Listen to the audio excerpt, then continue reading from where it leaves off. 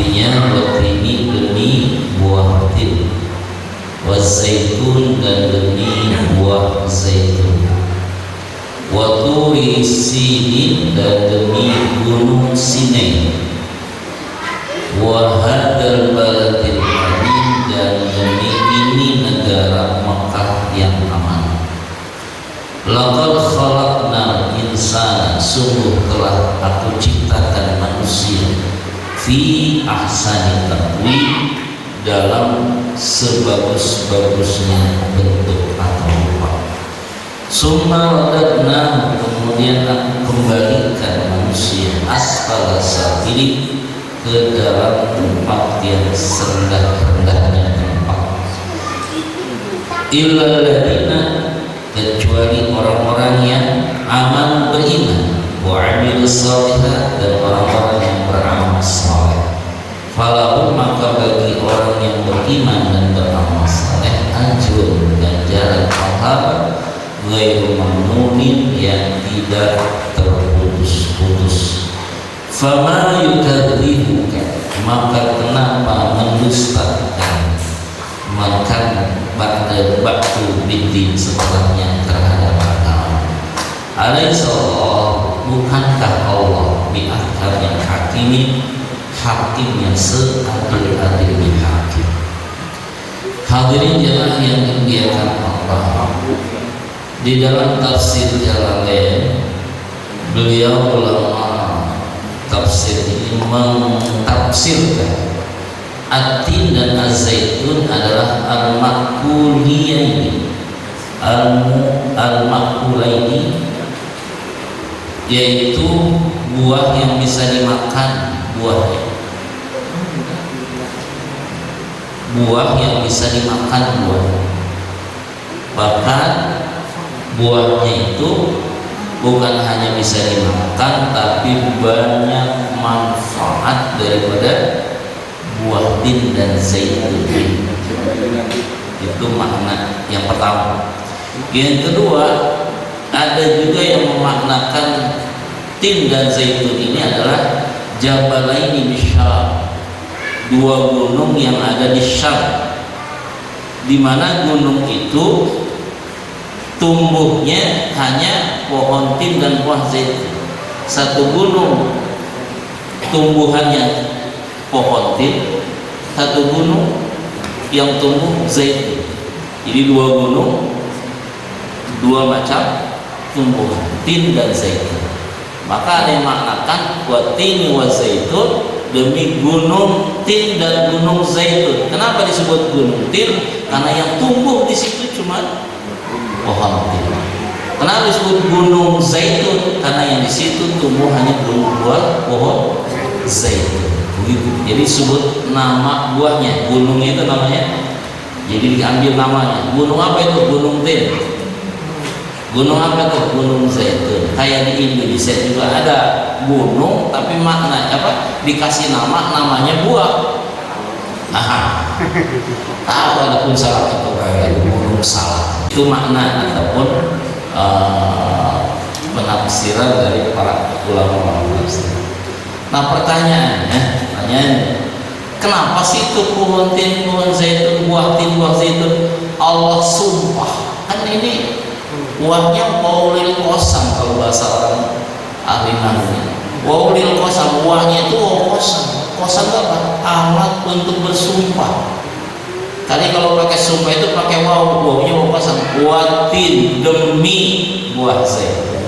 Watin, wa zaitun, demi buah zaitun. Kalau demi berarti kan sumpah.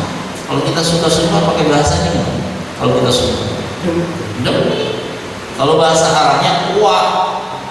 Kalau yang pakai sumpahnya Allah, wallahi, demi Allah, langsung gak dipakai itu. Wallahi, nah demi Allah, itu sumpah namanya. Nah kenapa ini pohon tin, buah tin dan zaitun yang dipakai sumpah oleh Allah? Kan banyak masih buah-buahan yang lain,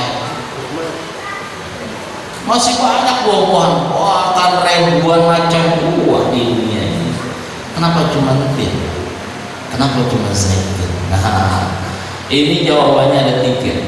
Pertama, karena memang buah zaitun adalah buah yang diciptakan oleh Allah, sangat amat banyak manfaatnya dibandingkan dengan buah-buah yang lain. Cuman kita nggak tahu sehebat apa itu manfaat buah tin, manfaat buah zaitun. Yang kita tahu hanya sedikit saja yang kita tahu nih, tapi yang kita belum tahu lebih banyak lagi.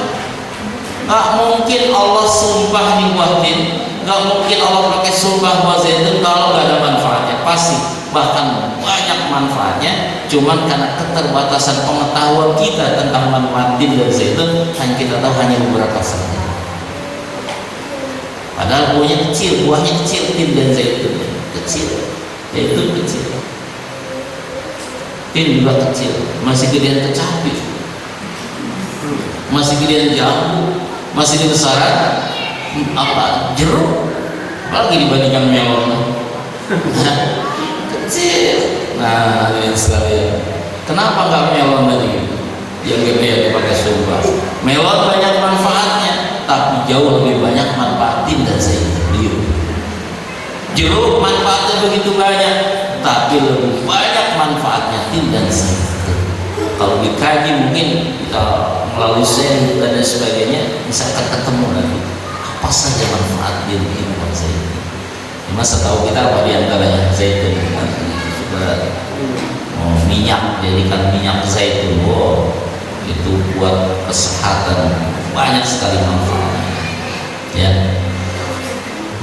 kita nggak bisa utarakan sebanyak apa saja, cuman pernah kita tahu salah satunya adalah untuk kesehatan kita, penyakit obat macam-macam penyakit yang bisa diobati oleh tin dan buah zaitun. Allah sumpah. Yang kedua, kenapa ini buah tin zaitun dipakai sumpah oleh Allah? Karena tin dan zaitun adalah makhluk ciptaan Allah yang harus dijadikan bahan renungan manusia, harus dijadikan bahan pemikiran manusia. Pikirkan buah tin, pikirkan buah zaitun. Setelah kita pikirkan, renungkan buah tin dan zaitun, maka akan timbul keimanan kita kepada Allah semakin kuat. Seperti hanya Allah sumpah terhadap langit. Kenapa ini Allah sumpah langit itu? Was-sama, demi langit. Nah, kalau kita perhatiin, bagaimana perhatikan langit ini yang Allah sumpah, Masya Allah, nanti akan timbul, kalau kita pikirkan, kita renungkan, akan menimbulkan tambah imannya kita kepada Allah. Maka kata Nabi, tafakkaru fi khalqillah wa la tafakkaru fi dzatillah. Pikirkanlah oleh kalian makhluk-makhluk Allah, dan jangan sekali-kali kalian memikirkan tentang zat Allah. Kalau zat Allah nggak boleh dipikirkan, nggak apa, otak kita nggak bisa, nggak akan kuat memikirkan tentang zat Allah. Tapi makhluknya masih kita bisa pikirkan, dan ini memang harus kita pikirkan. Semua makhluk Allah, termasuk buah tin, buah zaitun. Itu salah satu alasan. Yang ketiga memang masih sama alasannya, makhluk Allah yang besar dan banyak manfaat. Kemudian waktu di sini, nanti kalau pengen tahu manfaat daripada tin zaitun, silakan juga di bawah Google ya. Komplit di bawah Google ya. Waktu di sini, demi Gunung Sinai. Tur di Gunung Turisina, kalau orang dulu bilang. Kalau saya disebutnya Gunung Sinai yang ada di Palestina. Kenapa disumpah? Nah, gunung ini pun punya sejarah. Sejarah apa? Sejarah dulu Nabi Musa alaihissalam yang naik ke Gunung Sinai. Di atas bukit Gunung Sinai, disitulah Nabi Musa langsung bicara dengan Allah Subhanahu wa ta'ala. Maka sampai Allah abadikan dalam Quran, bahkan sampai Allah pakai sumpah, waktu di sini, demi Gunung Sinai. Kenapa? Itu gunung adalah gunung yang sangat bersejarah, yang dulu Nabi Musa bicara langsung dengan Allah tanpa pelanggaran. Dalam omongannya, dalam berbicaranya itu salah satunya dalam ayat yang lain dijelaskan, kata Allah, wa ma tilka biyaminika ya Musa. Dalam bicaranya gitu, apa yang ada di tangan kamu, apa yang ada di tangan kamu wahai Musa? Pertanyaan dari Allah. Apa jawaban Nabi Musa? Qala hiya asai. Kata Nabi Musa, ini adalah tongkat saya. Itu berarti kan bicara langsung di gunung sini ya. Tapi panjang ceritanya, buat apa ini tongkat lelewan, panjang ceritanya. Bahkan di gunung sini juga pernah Nabi Musa dikasih mukjizat oleh Allah. Banyak mukjizat yang ada yang diturunkan di gunung sini. Salah satunya ketika Nabi Musa naik ke bukit dalam kondisi gelap, hujan dan lain sebagainya, sementara anak, istri dan kambingnya di bawah dalam keadaan gelap karena mau pulang ke Mesir, pulang ke istananya Fir'aun karena disuruh pulang sama Allah. Idhab ila Fir'aun innahu tagha. Itu kan perjalanannya melalui lewat sini, kondisi gelap, hujan, sehingga untuk jalannya susah. Nabi Musa naik ke sini. Kata Allah supaya selamat perjalanannya, apa? Usluk yadaka fi jaybi. Masukkan tangan kamu ke dalam apa nih? Kantong kamu. Dimasukin, begitu dimasukin, angkat. Begitu dicabut tangannya, keluar cahaya dari tangan. Mukjizat. Ternyata digini-gini, ternyata ada di bawah ya itu buat bawa terang, itu mukjizat. Maka banyak sejarah di Gunung Sinai ini buat sampai Allah apa kekalkan nama ini ataupun Allah berbukan dalam Al-Quran itu di sini. Nah, kemudian wahadal baladul amin. Demi ini yang ketiga Allah suka terhadap negara Makkah. Wahadal balad, demi ini negara mana yang disebut negara di sini adalah Makkah. Lagi-lagi ada pertanyaan gimana? Kok kenapa Makkah ini pakai alat sumpah? Kenapa nggak Indonesia sih? Kenapa nggak negara yang lain? Karena jelas negara Makkah negara yang sangat berbeda dengan negara-negara yang lain. Di situ banyak sejarah yang ada kaitan dengan negara Makkah. Dulu Nabi Ibrahim di mana di Makkah dalam perjuangannya, adanya Ka'bah, adanya Safa, Marwah, segala macam di Makkah. Di Makkah ada masjid besar namanya Masjidil Haram. Di dalam Masjidil Haram ada Baitullah. Baitullah itu adalah tempat pusat kiblatnya umat Islam ketika salat Makkah sampai Allah SWT. Bahkan Makkah tempat kelahiran Nabi yang mulia Nabi Muhammad SAW, di mana Makkah itu oleh Allah dijamin keamanan. Wahadal baladil amin, demi negara Makkah yang aman. Kenapa aman? Karena memang yang mengamankannya Allah, bukan lagi siapa-siapa. Aman negara Makkah sebenarnya. Ada kaitan ayat yang lain juga sama dalam surat Ad-Dukhan. Apa bunyi? Amin dari kamu. Sama ya, ada bahkan negara mubarakah, negara yang diberkahkan, bukan sekedar aman tapi diberkahi oleh Allah Subhanahu wa Ta'ala. Karena banyak sejarah yang ada kaitannya dengan negara Makkah, baik dari zaman Nabi Adam, Nabi Ibrahim sampai kepada Nabi kita Muhammad SAW. Hadirin yang dimuliakan Allah, itulah sumpah-sumpah Allah terhadap makhluk-makhluk yang Allah ciptakan. Jadi semua yang semua yang dipakai sumpahnya adalah makhluk ciptaan. Karena yang disebut selain Allah namanya makhluk. Kita ini disebutnya makhluk. Langit makhluk, bumi makhluk, semuanya selain Allah makhluk. Yang setiap yang diciptakan Allah adalah makhluk. Ada yang besar, ada yang kecil, bahkan ada yang sangat kecil sampai nggak kelihatan oleh mata. Apa dia? Corona. Nah, nggak kelihatan. Itu makhluk juga. Siapa yang ciptakan? Ya Allah. Itu virus, makhluk yang sangat kecil yang nggak bisa dilihat sama mata kita, yang hari ini ditakutin orang. Ya, kita termasuknya ya, takut juga ya. Karena menakutkan itu, menyeramkan. Masya Allah, semua orang luar biasa sebelumnya gara-gara makhluk yang namanya virus. Masya Allah, makhluk diciptakan. Baik, laqad khalaqnal insana fi ahsani taqwim. Ini semua sumpah-sumpah Allah dikembalikan kepada manusia. Kepada manusia, bukan kepada yang lain. Ya, bahkan diperuntukkan buat manusia. Silahkan manfaatkan oleh manusia, silahkan pergunakan oleh manusia. Itu makhluk-makhluk Allah yang telah Allah ciptakan. Buah tin, buah zaitun, gunung Sinai, Mekah dan lain sebagainya. Ya, itu semua diperuntukkan oleh manusia. Dan lebih hebatnya lagi, Allah Subhanahu wa taala mengatakan bahwa laqad khalaqnal insana fi ahsani taqwim. Sungguh telah menciptakan manusia ini dalam bentuk yang paling bagus-bagusnya bentuk. Ini sering dijelaskan.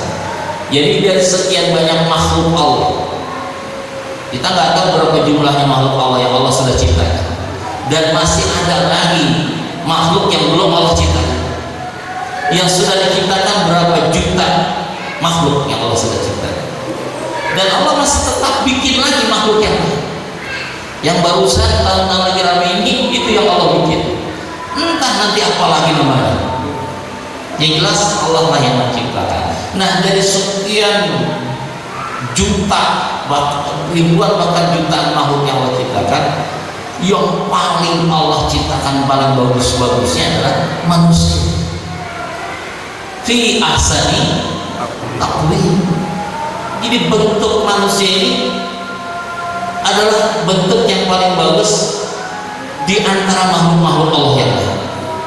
Di antara makhluk-makhluk Allah yang lain. Apalagi alhamdulillah manusia dibandingkan bentuknya dengan jin. Apalagi dibandingkan dengan setan. Jauh. Jin itu jelek. Setan juga. Katanya jelek, belum pernah lihat setan gitu. Tapi kalau pengen lihat setan jin aslinya, bentuk jasadnya apa nanti kalau di hari kiamat.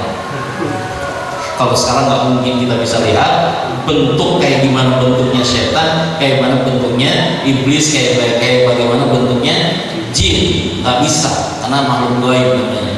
Tapi nanti di hari kiamat di mahsyar orang dikumpulin semua termasuk jin setan semua dikumpulin, itu sudah berbentuk makhluk, udah nggak gaib lagi, aslinya lihat kayak gimana tuh ya. Kalau sekarang ada orang gambar jin begitu jelek, bukan cuma gambaran ya, bukan begitu jinnya suka digambar-gambar lalu serem gitu, bukan begitu, karena nggak bisa digambar makhluk halus. Ada sekarang itu sekarang ramai kan gambar serem, bukan begitu. Sehebat apapun ahli lukis untuk melukis asli nggak bisa, karena gaib, nggak bisa dilihat. Hadirin sekalian dirahmati. Jadi kalau dibandingkan dengan makhluk, apalagi namanya setan juga termasuk dibandingkan dengan seandainya ada binatang yang hampir sama dengan manusia, tetap masih bagusan manusia. Kan ada tuh binatang yang hampir menyerupai bentuk manusia. Apa dia? Orang hutan, monyet ya. Jadi nyebut juga takut monyet ya. Kan orang hutan hampir lah makannya atau macam-macamnya hampir sama. Tapi kalau dibandingkan nggak ada apa-apanya, tetap masih lebih bagus bentuk manusia. Karena Allah kasih kelebihan manusia yang tidak diberikan kelebihan kepada makhluk-makhluk Allah yang lain. Salah satu kelebihan yang Allah berikan manusia adalah bahwa manusia diberikan akal yang sempurna, diberikan nurani, dikasih hati yang bisa membedakan mana yang bagus, mana yang jelek dan lain sebagainya. Itulah hebatnya manusia. Laqad khalaqnal insana fi ahsani taqwim. Oleh karenanya bersyukurlah kita kepada Allah bahwa kita oleh Allah diciptakan sebagai manusia. Coba kalau kita diciptakan jadi ayam, yang kita makan apa tiap hari? Kalau manusia kan makanannya pilih ya, ada sembarangan makan, ini luar biasa. Apalagi kalau kita baca ayat yang lain, walaqad karramna bani Adam, tuh sungguh telah aku muliakan anak Adam. Artinya manusia. Allah muliakan manusia, masya Allah, dimuliakan. Oleh Allah manusia ini kedudukannya sebagai orang yang paling mulia di antara makhluk-makhluk Allah yang lain. Laqad karramna bani Adam. Namun hadirin sekalian yang dirahmati Allah, sayang manusia ini sudah diciptakan begitu bagus bentuknya, hidungnya bagus, telinganya bagus, mukanya bagus, pokoknya desainan Allah itu nggak ada yang jelek, bagus manusia. Ini hasil desain Allah kan? Matanya dua, hidungnya, lubangnya dua, pipinya dua, kanan kiri, kemudian telinga dua, ini tangannya sama, kakinya, giginya pun sama, sehingga kelihatannya jadi bagus. Subhanallah. Harusnya manusia bersyukur kepada Allah sehingga kelihatannya bagus. Coba kalau seandainya ada manusia diciptakan matanya yang satu di depan, yang satu di belakang, satu di depan, belakang, ini buat kelihatan ke depan, ini ke belakang, jelek. Itu walaupun fungsinya gitu nggak bisa, jelek ya, tapi dua bagus sama lagi matanya. Hidungnya dikasih hidung, lubangnya dua, udah gitu lubangnya ke bawah, lubangnya ke bawah, sehingga nggak membahayakan. Coba kalau lihat begitu lubangnya ke atas, hujan repot. Kalau hujan kehujanan,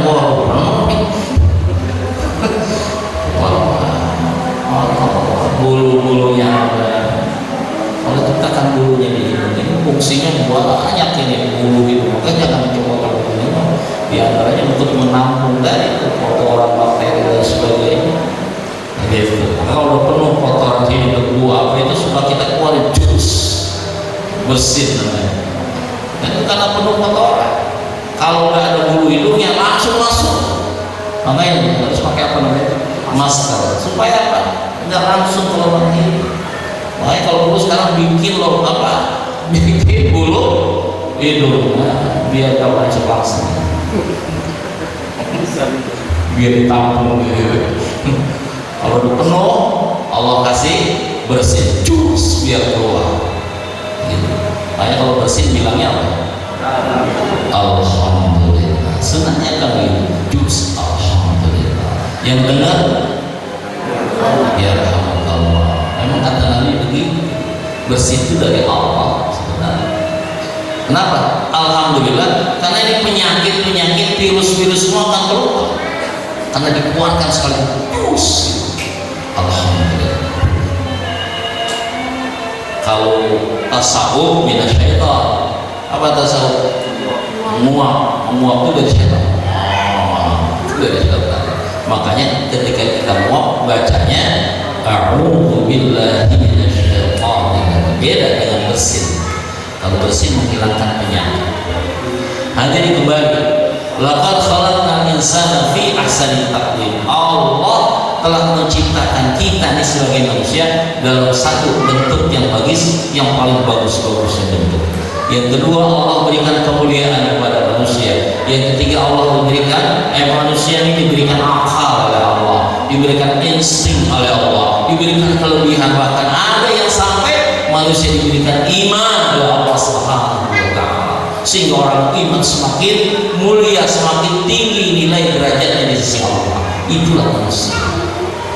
Laqad khalaqnal insana fi ahsani taqwim. Cuman sayang sekali lagi ada manusia ini yang tidak mempergunakan kemuliaannya sebagai manusia. Dia malahan mau menghina-hinakan dirinya di hadapan Allah. Sudahlah Allah muliakan tapi nggak mau. Kenapa? Karena manusia itu tidak mempergunakan sifat kemanusiaannya. Makanya kalau ada orang, ada manusia nggak bisa mempergunakan kemanusiaannya, disebut manusia yang tidak berperi kemanusiaan. Yang ada adalah sifat binatang. Maka kalau manusia yang nggak ada sifat manusianya, nggak ada sifat kemanusiaannya, berarti ini orang mempunyai sifat kebinatangan. Kalau sudah jadi sifatnya hilang sifat kemanusiaannya, yang ada adalah sifat kebinatangannya, maka ini orang akan Allah turunkan derajat.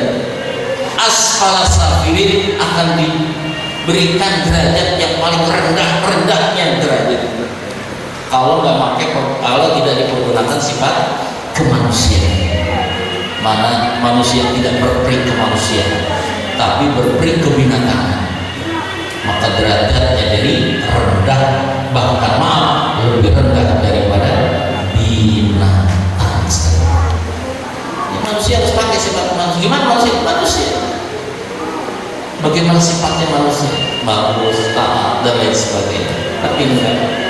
Sholat nggak mau, sungai nggak mau, ibadah nggak mau, iman nggak mau, yang mau melampiaskan hawa nafsunya sebagaimana binatang dan lain sebagainya. Ini orang yang tidak berbeda manusia, tidak akhlaknya tidak ada, imannya nggak ada, ibadahnya nggak ada, ini binatang semua. Makanya disebut manusia yang mempunyai pri kebinatangan, bukan manusia bukan manusia yang punya pri manusia. Gitu.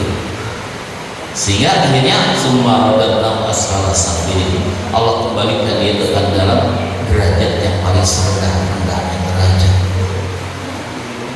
Itu yang pertama. Yang kedua, asfala safilin itu, jadi manusia ini awalnya lemah, baru lahir bayi itu bisa apa, tapi lama-lama bikin hebat, lama-lama balik jadi rendah lagi, jadi lemah lah. Itu asfala safilin. Sekarang kita masih gagah-gagah karena masih muda, tapi nanti suatu saat kita akan lemah lagi.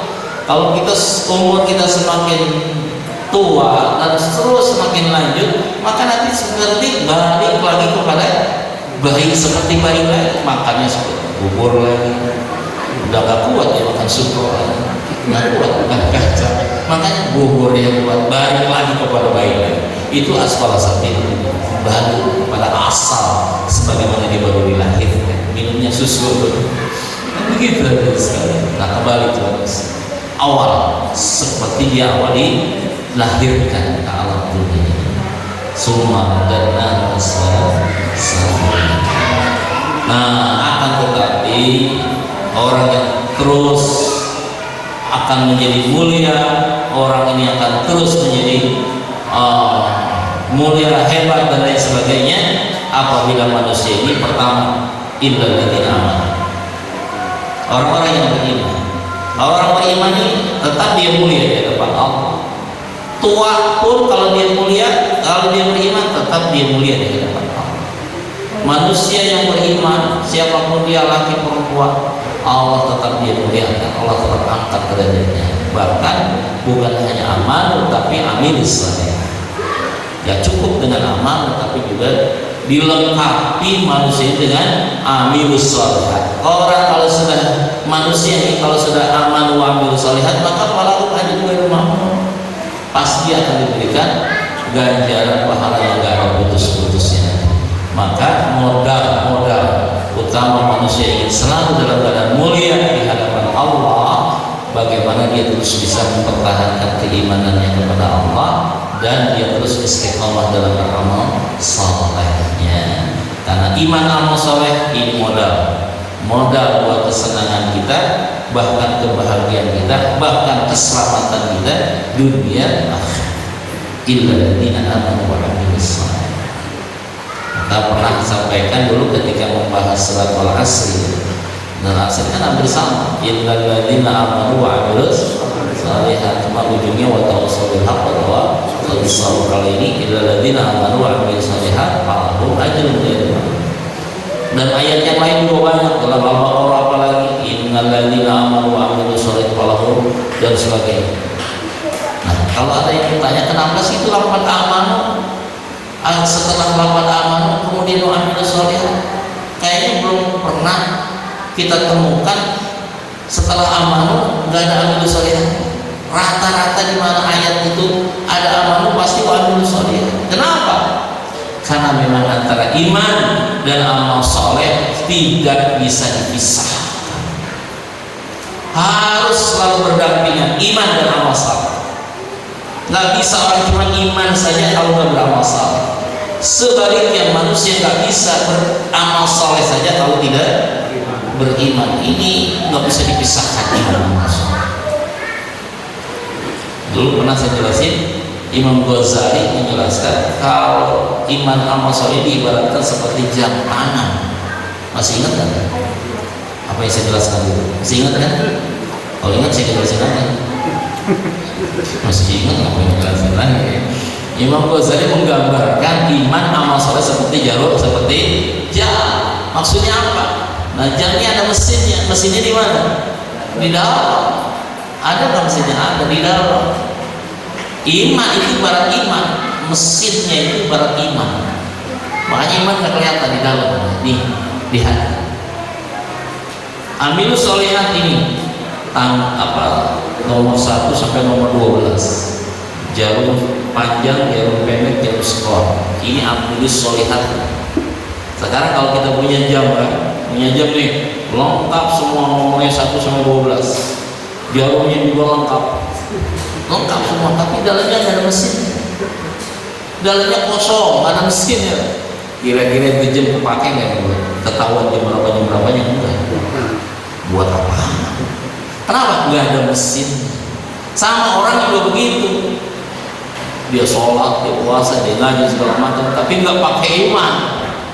Ikut-ikutan puasa, ikut-ikutan ngaji, tapi nggak ada imannya, padahal percuma. Seandainya ada gitu, orang belum beriman, ikut-ikut puasa Ramadan besok, nggak ada apa-apanya. Kenapa? Nggak ada mesin, nggak ada iman. Atau sebaliknya, punya jam, mesinnya ada dalam, tapi ini kosong semuanya. Nomornya nggak ada, jarumnya nggak ada, kosong aja, polos. Ini juga nggak bisa kepake. Buat apaan susah ngetahuin jam berapa. Nah, sama kan? Berapa? Tahu nih jamnya, nomornya berapa? Jamnya juga nggak ada. Sama, orang katanya iman saja, tapi nggak puasa, nggak sholat, nggak jaga, percuma juga. Maka harus ada dua-duanya, biar terpakai. Ketahuan ya, kenapa? Berarti ada jamnya, manfaat. Saya tambahin lagi. Nah, itu kata Imam Ghazali begitu. Kalau saya nambahin jam pun jam, kadang-kadang ada jamnya jam otomatis, ada jam harus pakai baterai. Kalau nggak ada baterainya nggak jalan. Iman orang juga begitu ternyata. Ada yang iman manusia ini otomatis, nggak pakai ada masalah, tetap jalan terus. Kenapa? Otomatis. Iman yang otomatis ini yang bagus. Kenapa? Hujan, panas, sendirian, rame-rame, gelap, terang, tetap dia pemesti. Tetap dia ngaji. Kenapa? Imannya otomatis. Ada yang begitu insya Allah ya. Mau perlu dengerin pengumuman, emang waktunya ngaji. Ada orang, gak ada orang, hujan, panas, pokoknya ngaji. Ini otomatis, luar biasa gitu. Ada juga orang mau ngaji kalau kalau ada baterainya dulu. Kalau nggak ada ngomongin ngaji kali ini ya, mana nggak tahu. Atau kalau nggak ada yang nyamper rumahnya kagak ngaji juga. Ini jam otomatis, jam baterai juga kadang-kadang lowbat dulu. Hadirin sekalian yang dirahmati Allah, makanya sini cas lagi biar terpakai di baterainya. Illa alladziina aamanu wa 'amilus shalihaat, dan kita termasuk amanu wa 'amilus orang beriman dan lagi beramal saleh, karena janji Allah orang yang iman amal saleh falahum ajrun ghairu mamnun, nantinya akan diberikan ganjaran balasan pahala yang gak ada putus-putusnya. Kalau gak ada putusnya bagi terus menerus. Apa ganjaran pahala ganjaran yang gak ada putus-putusnya? Gak ada lagi kecuali surga Allah SWT. Makanya ganjaran iman amal saleh surga, yang surga itu gak putus-putusnya. nikmatnya nggak ada berhentinya, nikmat terus lama-lamanya, senang terus lama-lamanya, bahagia terus lama-lamanya, nggak ada sedikit pun berhenti kenikmatannya, nggak ada sedikit pun kesedihannya, yang ada bahagia terus dan hidup terus lagi nggak mati-mati. Surga itu sehat terus lagi nggak sakit-sakit. Masya Allah, itu namanya ajrun ghairu. Bama yukadzibuka ba'du bihi, tapi kenapa manusia nggak percaya? Ini Bapak kalian tanya, Bama yukadzibuka, kenapa manusia kalian yang membohongkan terhadap agama, terhadap pembalasan amal? Bahwa orang iman amal soleh akan dibalas dengan surga, sebaliknya orang nggak beriman nggak amal soleh dibalas dengan neraka. Kenapa kalian nggak percaya dengan pembalasan amal itu? Padahal Al-Quran sudah sangat banyak menjelaskan tentang balasan ganjaran orang yang iman dan amal saleh. Mama yukadzibuka ba'du. Coba nanti ketika datang di akhirat, dimasuk ke dalam pengadilan Allah. Ketika Allah adili satu persatu di dalam pengadilan Allah, coba gimana nanti putusan Allah? Kalau tidak beriman, tidak beramal saleh di dunia ini, sedangkan manusia semua akan masuk ke dalam pengadilan Allah nanti di hari kiamat. Satu persatu, termasuk kita, akan masuk ke pengadilan Allah, diadili di hadapan Allah. Yang jadi hakimnya, yang memutuskannya adalah langsung Allah Subhanahu wa Ta'ala. Gak pakai malaikat Jibril lagi, gak pakai pelantara siapa lagi. Pokoknya yang jadi hakim langsung Allah. Yang namanya hakim itu adalah yang memutuskan, yang menentuk palu, itulah hakim. Makanya ayat terakhir, alaihissallahu bi'ahkamil. Bukankah Allah adalah hakim yang seadil-adilnya hakim? Jawabannya bala wa ana ala dzalika minasyahid. Betul, Allah lah yang menjadi hakim yang sangat seadil-adilnya hakim. Bagaimana adilnya Allah dalam memutuskan seseorang ketika diadili di hadapannya? Adilnya Allah, orang yang iman, orang yang amal saleh, pasti Allah masukin ke surga. Adilnya Allah ketika di dunia tidak iman, tidak amal saleh, bahkan dia nentang Allah, karena adilnya Allah pasti Allah masukin ke neraka. Karena di akhirat cuma ada dua, surga dan neraka. Setelah keputusan, telah diadili, ketuk palu, kamu karena kamu iman, kamu amal saleh, saya pastikan kamu masuk surga. Itu namanya pengadilan Allah. Gak ada yang bisa melawan. Kalau Allah sudah putuskan kita, nggak ada banding, nggak ada. Nah, kalau Allah ketuk palu, surga kamu bukan, neraka kamu bukan. Itu namanya hakim. Ahkamul hakimin. Allah hakim yang paling seadil-adilnya. Hakim nggak ada yang paling adil jadi hakim itu cuma Allah. Masya Allah. Gimana coba kita kalau nanti menghadap Allah untuk disidang di hadapan Allah? Kita akan berhadapan dengan Allah, ditanya semua. Ini disebut ada hisab, ada mizan di pengadilan Allah. Kan udah ceritain, kasih buku catatan amal baik kita. Allah disuruh baca ikra kitab kafa binafsika. Coba kamu baca tuh kitab, buku catatan amal kan. Cukup dengan ini, cukup dengan catatan amal ini, kalian akan tahu nasib kamu sekalian setelah baca kitab buku catatan amal. Itu namanya dihisab Allah atau di pengadilan Allah. Makanya nanti ada orang yang dikasih buku catatan amal itu wow sekali amal baik. Kenapa? Karena saking banyak amal solehnya, maka catatannya tebal. Ada yang juga untuk catatan amal baiknya tipis. Kenapa? Karena sedikit banget amal soleh. Maka ditimbang beratan mana antara amal baik dan amal soleh. Amal dalam surat kemarin kita bahas Al-Qur'an ini. Al-Qur'an di tengah-tengahnya. Wa amma man saqulat mawazinu wa huwa fi hishatir radiyah wa amma man khaffat mawazinu wa ummuhu hawiyah. Adapun orang yang berat timbangan amal baiknya, berarti amal berburuknya enteng, bukan gak ada, enteng, tapi lebih berat amal baiknya. Itu bahwa fi hishatir radiyah, Allah akan berikan dia tempat yang diridai dalam surga. Tapi wa amma man khaffat, Siapa orang yang ringan, enteng amal baiknya, berarti lebih berat amal jahatnya. Wa ummu hawiyah, tempatnya adalah neraka. Ini namanya masuk di pengadilan Allah. Disuruh baca kitab buku catatan amal kita, dihitung berapa sholatnya, berapa segala macam ibadahnya. Itu namanya hisab. Ada mizan, timbangan amal. Itu. Kalau saya dengar pernah haji, bahkan catatan amal kita ini bukan hanya amal baik, amal buruk, tapi ada juga buku yang ketiga adalah apa? Catatan kenikmatan yang Allah berikan kepada kita. Berapa kenikmatan yang sudah Allah berikan kepada kita? Wah, dalam surat kemarin juga sudah dibahas, surat Al-Haqqul. Maka hadirin yang dirahmati Allah Subhanahu wa taala, dengan surat hati inilah mengingatkan kita semuanya. Pertama, bahwa memang Allah telah menciptakan yang namanya buah tin zaitun. Sudah pasti buah ini banyak kegunaannya, banyak manfaatnya. Silakan cari apa saja yang ada dalam rahasia buah tin dan buah zaitun.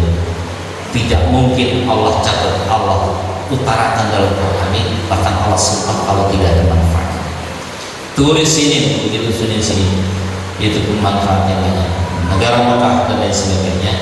Dan juga kita ini bersyukur kepada Allah, kita diciptakan menjadi seorang manusia yang dikasih bentuk rupa kita ini adalah bentuk yang paling sebagus-bagusnya bentuk rupa manusia.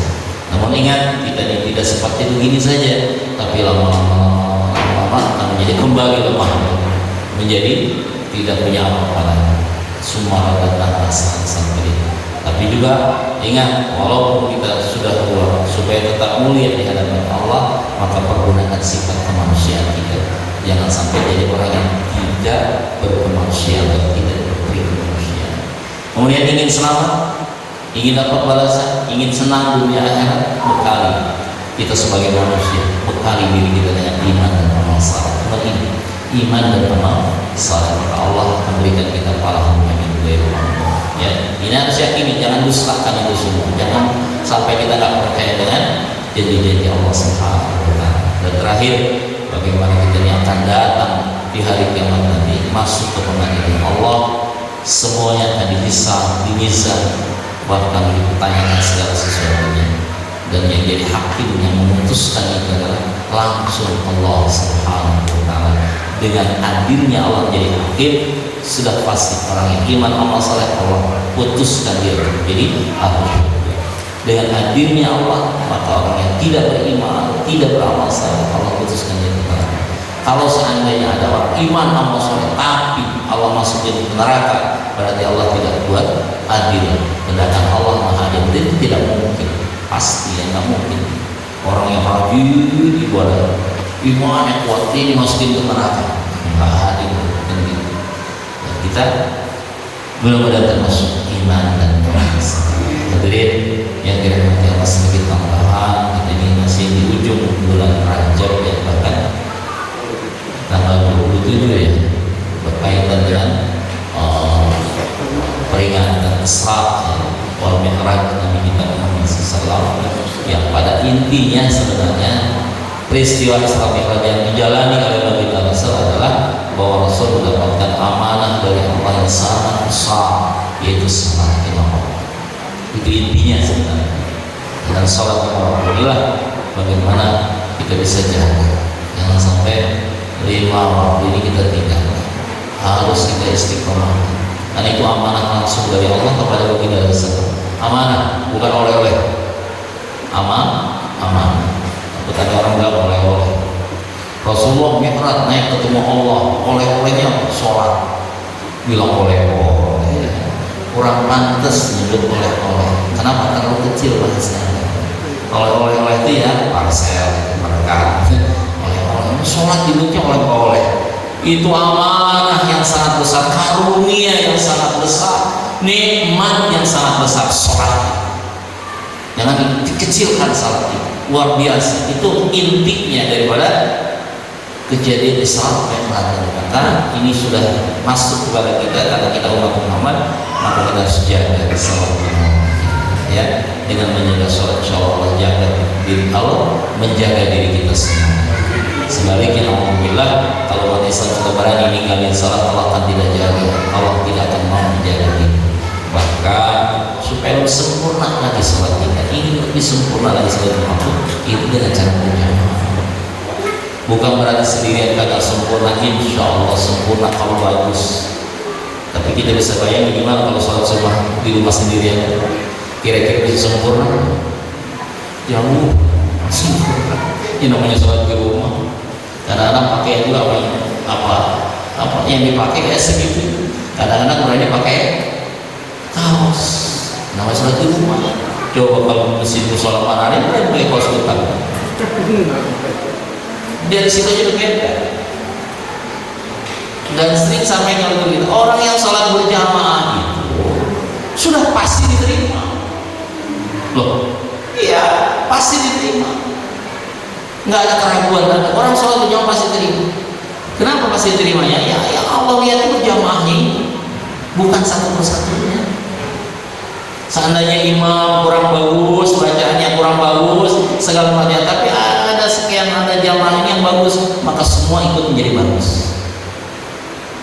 Imamnya bagus semua, jamaahnya bagus, maka kebagian bagus semuanya. Kenapa? Berjamaah, bersama, bersatu, pasti diterima. Kayak kita beli jeruk, kalau beli jeruk satu peti itu kan dibawa semua kita pulang. Padahal isinya satu peti itu gak bagus semua. Ada yang manis, ada yang asam, ada yang kecil, ada yang gede, ada yang busuk, Pak. Tapi karena belinya seperti, nah kita bawa semua. Berarti yang busuk kebeli juga, harganya sama. Beli seperti, itulah berjamaah. Sholat juga kalau berjamaah ini nggak sama semua. Kalau berjamaah, ada yang busuk, ada yang gagak, ada yang bagus, ada yang nggak bagus, ada yang rupanya nggak bagus, ada yang macam. Bahkan ada sholat yang busuk juga. Lagi sholat tidur busuk ya. Baru bacaan kalau tidur berarti sholatnya busuk. Gimana? Tetap diterima oleh Allah. Kenapa? Borongan. Itulah manfaatnya.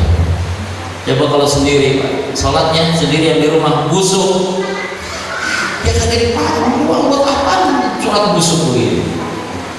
Inilah pentingnya berjamaah. Maka jaga berjamaah. Jaga berjamaah. Ya walaupun kita kadang-kadang masih nentang ini fatwa. Ini lagi nentang ini fatwa nih. Gak boleh ngumpul gitu. Gak boleh sholat berjamaah. Kosong besar. Apalagi Jumat makan begitu fatwa. Kenapa kita ngumpul? Tanggung jawab ya. Bukan saya. Aduh sekarang itu ya Allah susah sih kita nih ngomong menurut masalah. Kenapa susahnya? Nggak bisa ditinggalin gitu. Kalau bahasa saya sudah terlalu cinta, senang saya kadang-kadang sudah berdoa ya Allah, saya kadang jatuh cinta sholat di masjid ya Allah, nggak bisa saya tinggalin, saya kadang terlalu cinta. Kalau orang cinta susah ninggalin. Kalau kamu jamaah kayak gimana sholatnya? Kalau di rumah apalagi Jumat ya Allah gimana? Kadang cinta susah gitu. Susah, bingung sih juga saya. Disuruh sholat di rumah, tapi nggak kuat, nggak bisa, bingung kan pokoknya. Sama-sama mungkin bapak juga perasaan sama. Ya dari sekarang, ya terserah kan banyak. Nggak bisa ambil apa-apa. Ya, ikhtiar kita sudah ininya sampai karpetnya nggak ada. Jadi untuk ikhtiar dikasih itu segala macam ini ikhtiar. Mudah-mudahan ikhtiar ini menjadi asbab Allah tidak berikan kita. Ini sudah ikhtiar. Jangan tawakal doang Pak, kayak tadi Jabariyah ya, Qadariyah. Itu namanya nggak ada ikhtiarnya. Pokoknya gimana Allah beda. Terserah mau dikasih kasih enggak, ini salah. Kita nih Ahlus Sunnah Asy'ariyah ini sebenarnya perlu ikhtiar, perlu usaha, baru tawakal. Tawakal itu paling belakang, jangan tawakal di depan. Nah, yang salah menurut Ahlus Sunnah wal Jamaah itu sudah ikhtiar, tinggal Allah yang menentukan, tinggal tawakal kita. Terserah kepada Allah, kalau dikasih nggak terserah, sehingga saya tetap nggak salah kita dari Allah. Namun ketika kita bertawakal jangan sampai berlebihan juga, karena yang namanya berlebihan nggak boleh. Makan berlebihan nggak boleh, minum berlebihan nggak boleh, pakaian berlebihan nggak boleh. Halal jadi haram kalau sudah berlebihan, termasuk ikhtiar berlebihan nggak boleh. Yang berlebihan gimana? Terlalu takut boleh, maka mesti takut. Jangan berlebihan takutnya sampai kita meninggalkan syariat gara-gara takut. Gara-gara takut sampai nggak sholat. Jangan berlebihan ya harus takut gitu, menakutkan ya. Usaha ikhtiar terakhir doa baru tawakal. Bahkan katanya hadis Nabi yang bisa menerobos, yang bisa merubah qadar Allah, doa. Itu patokan kita sekarang. Sehebat apapun Allah berikan musibah, sehebat apapun Allah berikan bencana, sehebat apapun semua yang Allah berikan, itu sudah takdir Allah SWT. Sudah ada catatan di hadapan Allah, di sisi Allah. Tapi itu takdir yang Allah sudah tentukan, Allah bisa hapus, Allah bisa rubah dengan apa? Doa.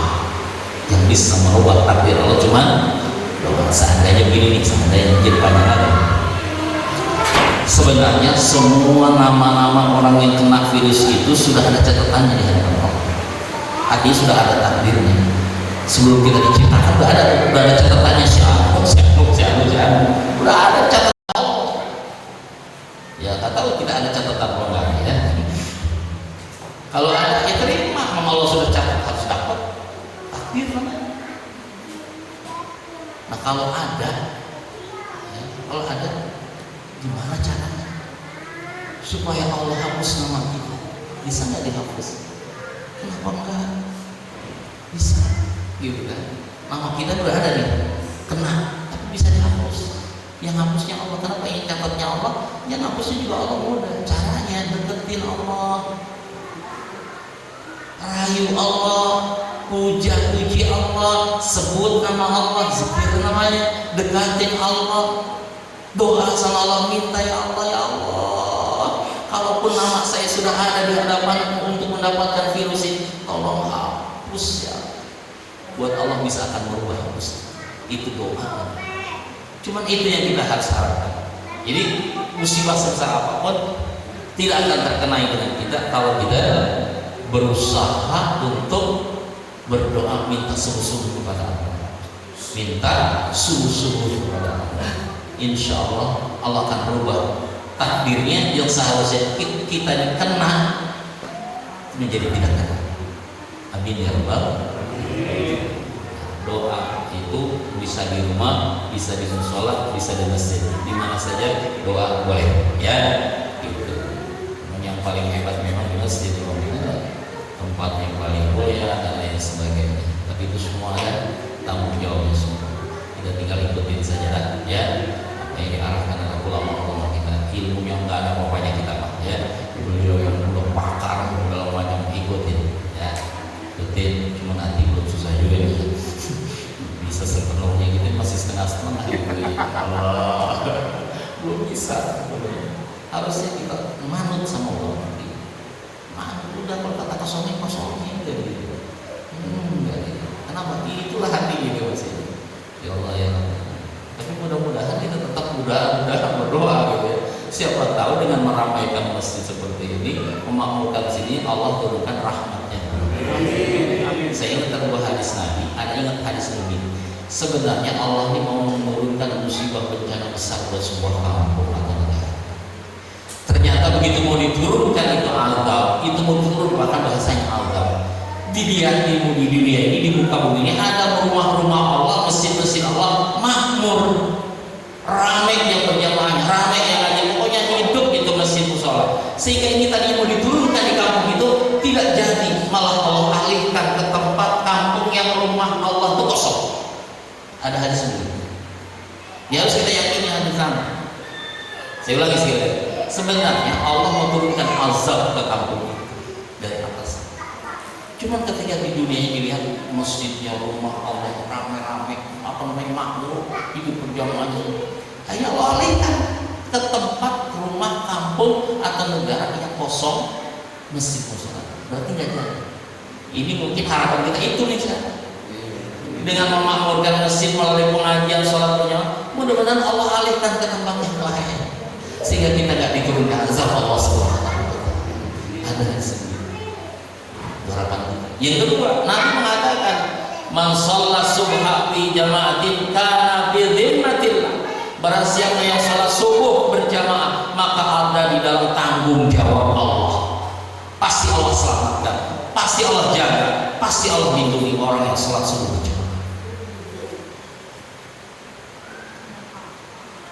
Kemudian ayatnya juga begitu.